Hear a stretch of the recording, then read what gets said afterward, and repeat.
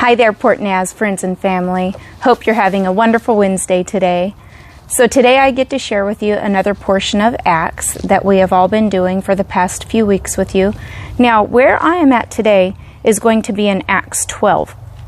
And you heard Pastor Mike speak about how the Gentiles had just been given the opportunity for salvation. And we're stepping forward now about 10 years after the death and resurrection of Christ. The church has been now created. Matter of fact, Christians were first called Christians at Antioch. This has just happened with the disciples. Now the word of Christian has actually been created, and they are starting to spread. And anytime the church starts to flourish, the enemy does what he can to destroy it.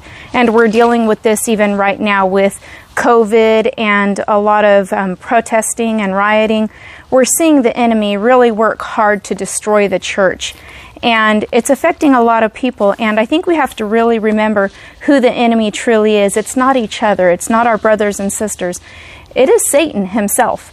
And to really be praying against that and remembering that and realizing that as we read God's Word, so much of this is relevant today. When you step back into time and try to envision the things that truly took place back then, so much of it is relevant here and now with what we are going through. That's what I love about God's Word, how His Word says it is alive and living. It truly is. So today I'm going to read to you Acts chapter 12, and this is about Peter and some things that take place with him as he is continuing to spread God's Word.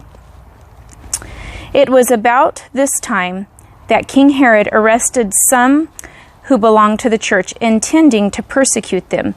He had James, the brother of John, put to death with the sword. When he saw that this pleased the Jews, he proceeded to seize Peter also. This happened during the Feast of the Unleavened Bread.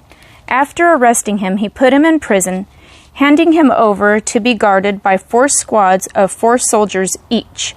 Now, what this means is there were 4 squads, and they worked on a rotation to constantly make sure that the prison constantly had someone there watching it at all times and that it was very secure. So they're making a point to show us that this guard was secure 24/7 here. And those back in this time would have understood that as they read it. So Peter was kept in prison, but the church was earnestly praying to God for him. So here we've got the enemy versus God, it seems. They are trying to keep Peter in prison, but the church and the people are praying. The night before Herod was to bring him to trial, Peter was sleeping between 2 soldiers, bound with 2 chains, and sentries stood guard at the entrance. So he was getting ready to go to trial the next day, and very likely he would have been beheaded also or somehow persecuted. Suddenly an angel of the Lord appeared, and a light shone in the cell. He struck Peter on the side and woke him up. "Quick, get up," he said, and the chains fell off Peter's wrists. Then the angel said to him, "Put on your clothes and sandals," and Peter did so. "Wrap your cloak around you and follow me," the angel of the Lord told him.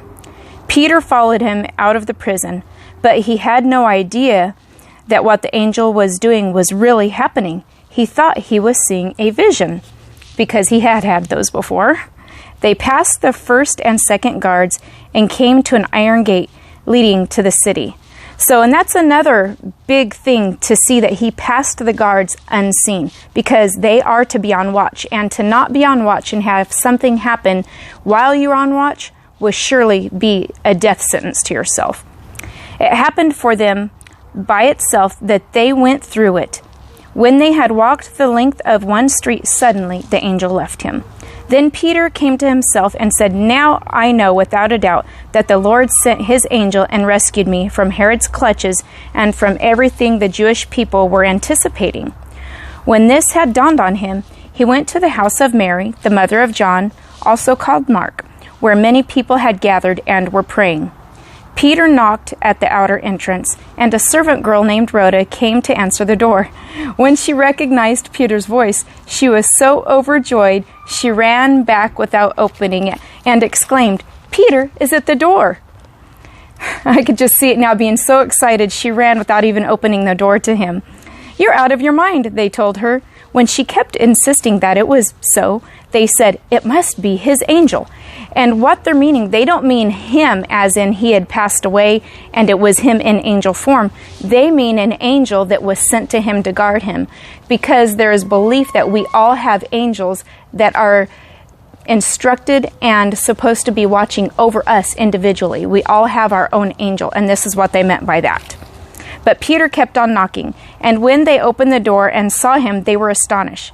Peter motioned with his hand for them to be quiet and described how the Lord had brought him out of prison. "Tell James and the brothers about this," he said, and then he left for another place. In the morning there was no small commotion among the soldiers as to what had become of Peter. I can just see it now. With 4 soldiers on guard, how did this man slip through them? After Herod had a thorough search made for him and did not find him, he cross-examined the guards and ordered that they be executed. As I said, something like this would certainly cause death to have an event like this take place. So in this we see how God truly works amongst his people. I can't imagine what it would have been like back then to see God work in such an astonishing way. But we have to remember he still works in astonishing ways now. It's not always going to be the same because he always works uniquely in times, people, and places. So remembering that even what we're going through right now, if we choose to see God work, he will work. And we have to remember who the enemy truly is, and it is Satan. And we know how it ends. We know how the story ends. It is with God's victory. And we may not know exactly what's going to happen today or tomorrow, but we do know that the one who loves us and holds us has all of the answers. So we just have to trust in him.